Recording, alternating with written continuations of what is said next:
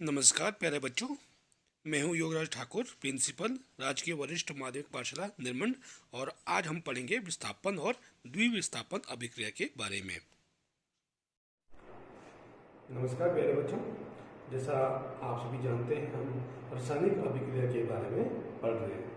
और हमने पिछले सेशन में हमने क्या पढ़ा था?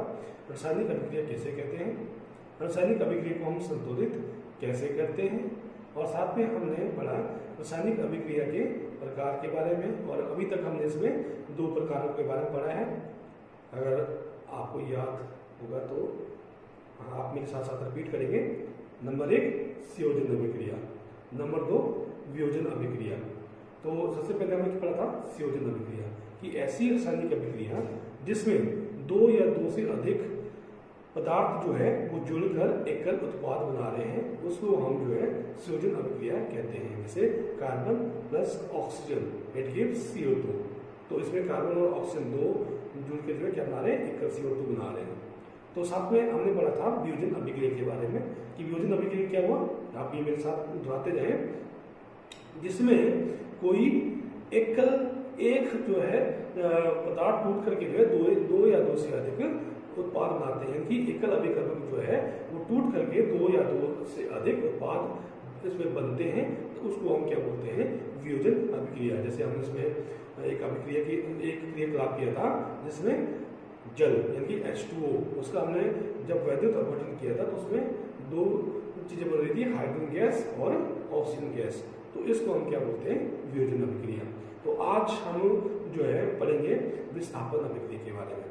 इसमें हम पढ़ेंगे विस्थापन अभिक्रिया और साथ में पढ़ेंगे हम द्विविस्थापन अभिक्रिया। और साथ में जो है हम एक क्रियाकलाप है आपके बुक में, क्रियाकलाप 1.2 जो आपको बोला गया कि आप उसको करके देखें कि क्या होता है। तो उसको भी हम क्रियाकलाप द्वारा करके देखेंगे कि इसमें क्या क्या होता है।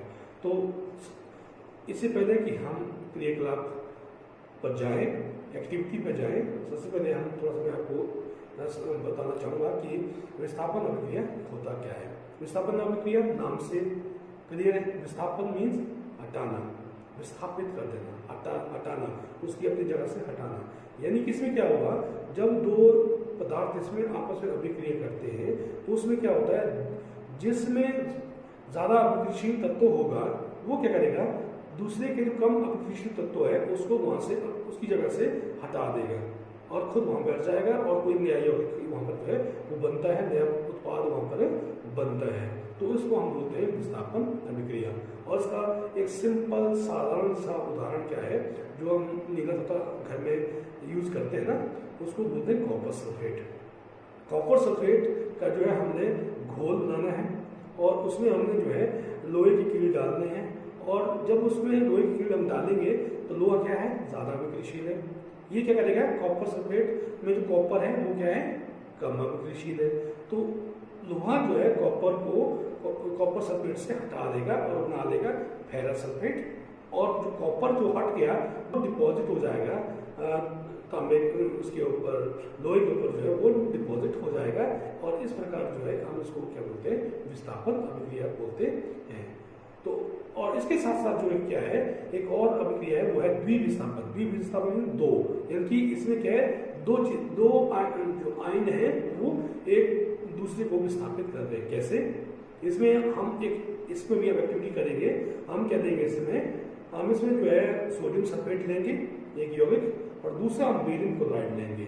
जब सोडियम सल्फेट को बेरियम क्लोराइड के साथ उसकी अभिक्रिया करवाई जाती है तो क्या होता है, सोडियम सल्फेट का सल्फेट आयन और बेरियम क्लोराइड का क्लोराइड आयन वो जो है एक दूसरे को का जो है वहां पर आदान प्रदान हो जाता है। सल्फेट बेरियम के साथ चल जाएगा और क्लोराइड आयन जो है वो सोडियम के साथ आ जाएगा।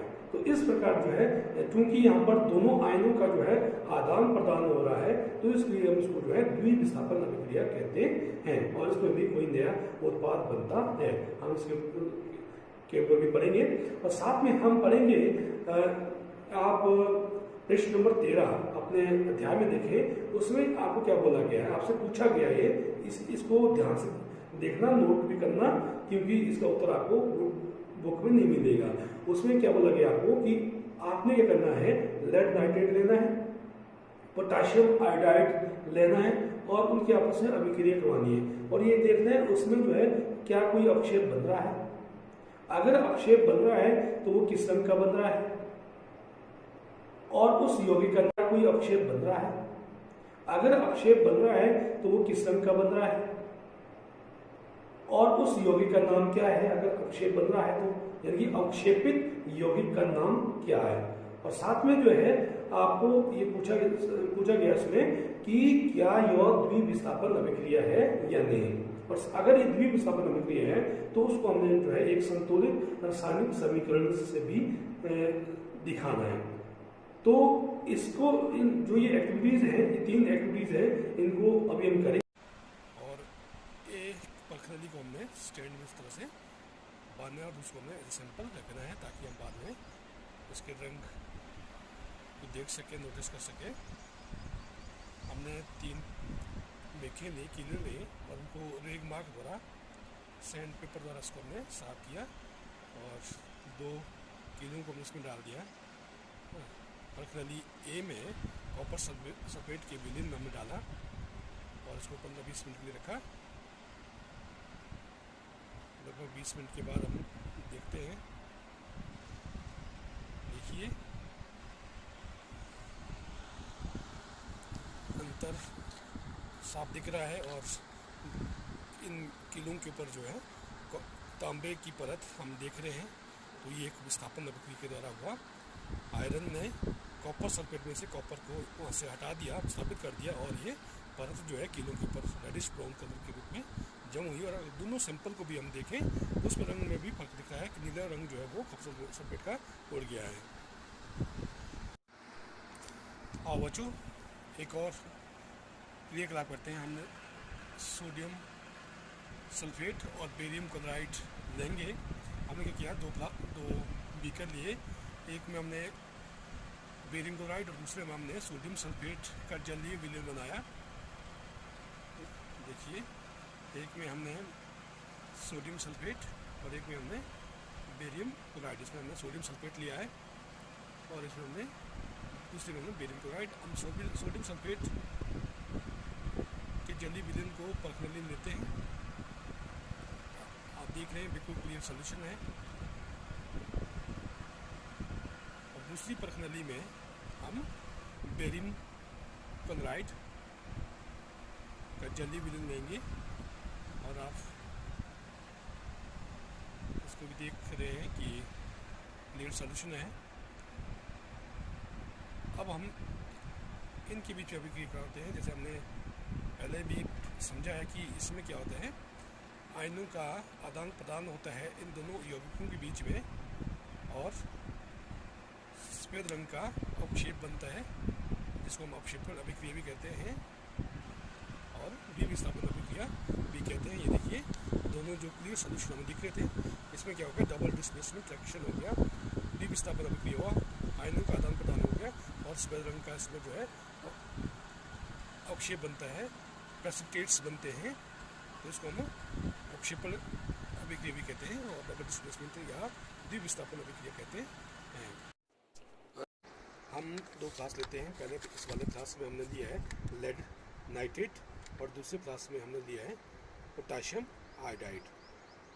और हमने देखना है कि इन जलीय विलयन को जब हम मिलाते हैं आपस में तो क्या अभिक्रिया होती है। तो इस क्लास में हमने लिया है लेड नाइट्रेट और इसको इसमें पानी डाला और इसको हम घोलेंगे। क्योंकि लेड नाइट्रेट पानी में घुलनशील है तो इसका क्लियर सोल्यूशन बनेगा। ये लेड नाइट्रेट का जलीय विलयन है। अब हम दूसरे क्लास में जिसमें हमने पोटाशियम आयोडाइड लिया है, इसमें भी पानी डालेंगे। क्योंकि यह भी पानी में घुलनशील है, विलेय है, तो इसलिए इसका भी जलीय विलयन बनेगा। तो हम इसको बोलेंगे। इसको एक बार प्यार बच्चों आपने ढंग से देखना है, ध्यानपूर्वक देखना है, क्योंकि आपके लिए इसमें प्रश्न पूछे गए हैं। प्रश्न नंबर 13 पर में आप देख सकते हैं कि इसमें पूछा गया है कि क्या यह द्विविस्थापन अभिक्रिया है और साथ में पूछा गया इसमें किस रंग का अवक्षेप बनता है और अवक्षेपित यौगिक का नाम क्या है। तो अगर इसमें प्रेसिपिटेट बनेंगे, अपक्षेप बनेंगे, तो हम ये कह सकते हैं कि यह एक द्विविस्थापन अभिक्रिया है, यानी कि लेड नाइट्रेट और पोटाशियम आयोडाइड जो है वो एक द्विविस्थापन अभिक्रिया है। और इसमें अवक्षेपित यौगिक का नाम भी हम देखेंगे कि क्या बनता है इसमें, और साथ में इसका रंग कैसा बनता है। तो हमारे पास दो जली विलेन है, पोटाशियम आयोडाइड ये वाला, और पहले वाला लेड नाइट्रेट। ये पोटाशियम आयोडाइड है,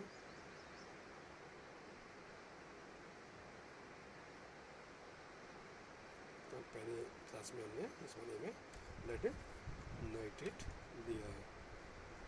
अब हमने जो है इसको ध्यानपूर्वक देखना है कि इन दोनों को मिलाने पर अवक्षेप बनते हैं या नहीं, प्रेसिपिटेट बनते हैं या नहीं। उसके आधार पर जो है हम बाद में जो आपके से प्रश्न पूछे गए हैं उनका उत्तर भी ढूंढेंगे। पहले हम इसको ध्यानपूर्वक देखना है, और इसका रासायनिक समीकरण भी हम बाद में समझेंगे कि इसमें क्या क्या हो रहा है। तो अभी हम क्या करते हैं, दो क्लियर सोल्यूशन हमारे पास बने हैं, जल्दी भी बने हैं।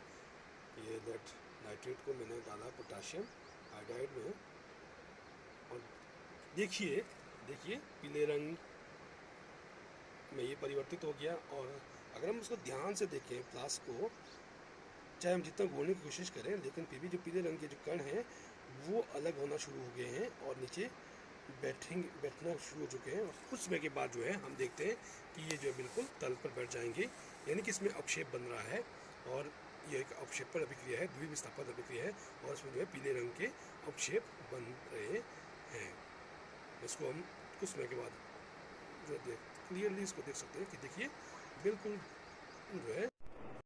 हाँ, तो प्यारे बच्चों, जो हमने अभिक्रिया की, जो हमसे पूछा गया था कि लेड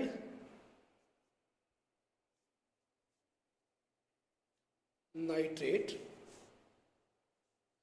को जब हम पोटाशियम आयोडाइड, ये दोनों जलीय विलेन है, एक्वस फॉर्म है ये इनका, जैसा हम देखा था कि क्लियर सोल्यूशन बन रहा था, इनकी जब अभिक्रिया करवाई जाती है तो क्या होता है। तो इसमें नाइट्रेट आयन है, ये पोटाशियम नेगेटिव आयन, तो Pb जो है ये धनात्मक 2 पॉजिटिव, और पोटाशियम 1 पॉजिटिव। इसमें भी क्या होगा, आयनों का आदान प्रदान होगा। जो नाइट्रेट आयन है ये आयोडाइड आयन के साथ, और जो आयोडाइड आयन है ये नाइट्रेट आयन का जो है स्थान ले लेगा। और इस प्रकार थोड़ा स्पेस कम है, इस प्रकार जो है क्या बनेगा, जो लेड है ये आयोडीन के साथ लेड आयोडाइड, जो हमने अभिक्रिया की एक्टिविटीज द्वारा जो हमने रिएक्शन देखा, उसमें जो येलो कलर का जो प्रेसिपिटेट्स थे, अवक्षेप थे, वो लेड आयोडाइड के थे, क्योंकि यह अघुलनशील है, यह अवक्षेप है ये। और जो क्लियर सॉल्यूशन उसमें बना था वो पोटाशियम नाइट्रेट। वैसे भी पोटाशियम के जितने भी सॉल्ट हैं वो पानी में घुलनशील होते हैं। तो और उसमें हमने क्या निष्कर्ष निकाला, आप इसको नोट करें, क्योंकि ये प्रश्न आपसे वहां पर पूछे गए हैं और आपको वहां पर उत्तर उसमें नहीं दिए गए। तो इसमें क्या हुआ, सबसे पहला प्रश्न इसमें क्या था, क्या इसमें अवक्षेप बन रहा है, तो वो किस रंग का बन रहा है। हाँ, जब हम लेड नाइट्रेट को पोटाशियम आयोडाइड के साथ इसकी अभिक्रिया करवाते हैं तो इसमें जो है पीले रंग के अवक्षेप बनते हैं, इसमें जो है पीले रंग के अवक्षेप बनते हैं। और दूसरा प्रश्न इसमें क्या था कि अवक्षेपित यौगिक का नाम बताओ। तो हमने जैसे बाद में जो उत्पाद बने उसमें क्या बना, उसमें तो एक तो बना पोटाशियम नाइट्रेट और दूसरा बना लेड आयोडाइड में। जैसे मैंने उसमें भी आपको बताया, जब मैं समीकरण को समझा रहा था कि पोटाशियम के जो सॉल्ट हैं वो पानी में घुलनशील होते हैं, जितने भी पोटाशियम के सॉल्ट हैं वो पानी में घुलनशील हैं। तो इसका मतलब पोटाशियम नाइट्रेट तो सॉल्युबल है। तो जो वो पीले रंग का जो प्रेसिपिटेट है, जो अपशेप है, वो किसका है? लेड नाइट्रेट का। जो हमने पहले अभिक्रिया लिखी उसमें PbI2 के साथ मैंने नीचे को जो है तीर का निशान लगाया, तो वो जो पीले रंग का अपशेप जो बना वो लेड आयोडाइड का था। साथ में इसमें क्या बोला गया कि इसके लिए एक संतुलित रासायनिक समीकरण लिखे, वो मैंने जो है आपको अभी बोर्ड पर समझा दिया था कि ये रासायनिक समीकरण वहां पर हो रही है। तीसरा प्रश्न क्या था, क्या यह अभिक्रिया द्विविस्थापन अभिक्रिया है? हाँ, क्योंकि द्विविस्थापन अभिक्रिया में क्या हो रहा है, इसमें जो है आयनों का आदान प्रदान हो रहा है। इसमें आयनों का आदान प्रदान हो रहा है। इसमें भी क्या हो रहा है? इसमें भी क्या हुआ? नाइट्रेट आयन और आयोडाइड आयन उनका आपस में आदान प्रदान हुआ, इसलिए जो है हम कह सकते हैं कि यह भी एक द्विविस्थापन अभिक्रिया है। तो इस तरह से पहले जो आज हमने जो है विस्थापन अभिक्रिया के बारे में पढ़ा, द्विविस्थापन अभिक्रिया के बारे में पढ़ा। इसमें क्या है, द्वारा इसको हम कंक्लूड करते हैं, विस्थापन अभिक्रिया क्या हुई? ऐसी रासायनिक अभिक्रिया जिसमें किसी एक यौगिक या पदार्थ का अभिक्रियाशील तत्व, वो कम अभिक्रियाशील तत्व को उसको वहां से हटा देता है और कोई नया उत्पाद बनाता है, उसको हम विस्थापन अभिक्रिया कहते हैं। इसका उदाहरण लोहे का आयरन की जो है जब अभिक्रिया होती है कॉपर सल्फेट के साथ, उसको जो है हम विस्थापन अभिक्रिया कहते हैं। दूसरा क्या है? द्विविस्थापन अभिक्रिया। द्विविस्थापन अभिक्रिया में जो अभिकारक के यौगिक है उनमें जो है आयनों का आदान प्रदान होता है। क्या लिख बोलेंगे आप द्वारा रिपीट करें कि ऐसी रासायनिक अभिक्रिया जिसमें आयनों का आदान प्रदान होता है उसे हम द्विविस्थापन अभिक्रिया कहते हैं। तीसरा जो प्रश्न था वो आपके क्रियाकलाप का ही था, तो उसका लेड नाइट्रेट और पोटेशियम आयोडाइड की जो अभिक्रिया है, क्या यह एक द्विविस्थापन अभिक्रिया है या नहीं? हाँ, जब हम पोटेशियम आयोडाइड और लेड नाइट्रेट के जलीय विलयन को की अभिक्रिया आपस में करते हैं तो उसमें अपक्षेप बनता है, पीले रंग का अपक्षेप बनता है, इसलिए जो यह अपक्षेपण हुई अभिक्रिया है और साथ में यह द्विविस्थापन अभिक्रिया है। तो इस प्रकार जो है अभी तक हमने प्यारे बच्चों रासायनिक अभिक्रिया के 4 प्रकार के प्रकारों के बारे में पढ़ा। संयोजन नंबर 1, संयोजन नंबर 2, वियोजन नंबर 3, आज जो पढ़ा हमने विस्थापन, और नंबर 4 विस्थापन और द्विविस्थापन जो है वो एक ही कैटेगरी में हैं। तो इसलिए बिल्कुल अभी जो है हमने 3 चीजों के बारे में पढ़ा, तो आगे हम कंटिन्यू करेंगे।